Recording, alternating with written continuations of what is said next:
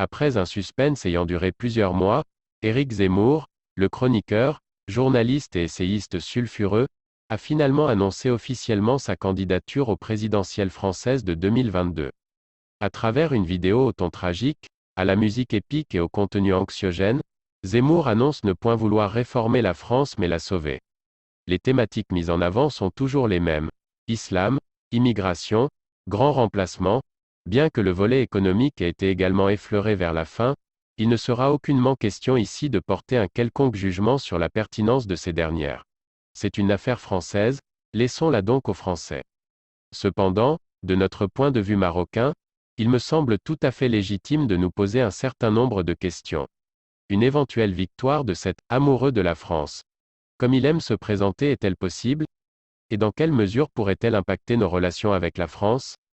Peut-il gagner? Probablement.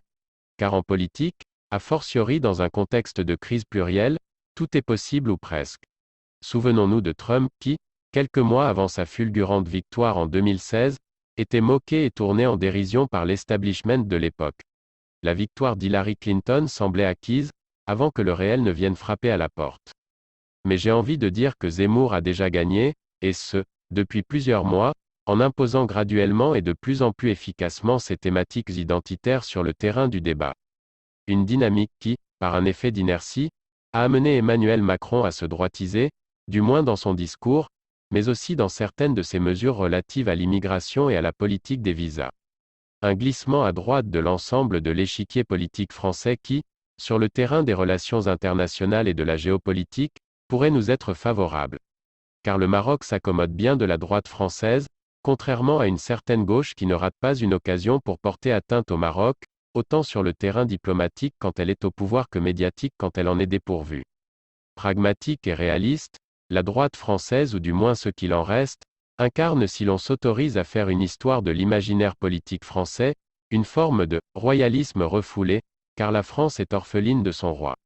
Cependant, sur le terrain de la politique intérieure, il nous est impossible d'occulter une problématique majeure, celle des MRE résidant en France. Car oui, ils font partie de la catégorie ciblée par le discours de Zemmour. Et le Maroc se devra de peser de tout son poids pour protéger les droits autant que la dignité de nos concitoyens, tout en respectant la souveraineté de l'État français. Car comme le dit l'adage, charbonnier est maître chez soi. Une équation complexe qui pourrait trouver son dénouement dans les impératifs de la réalité du pouvoir.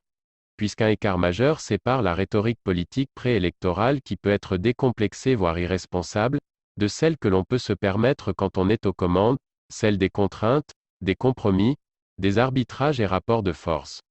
Dans le cas d'une victoire peu probable, mais probable tout de même de Zemmour, le mieux que l'on puisse donc espérer serait donc que les ardeurs du polémiste soient tempérées par la pesanteur du réel et du pouvoir.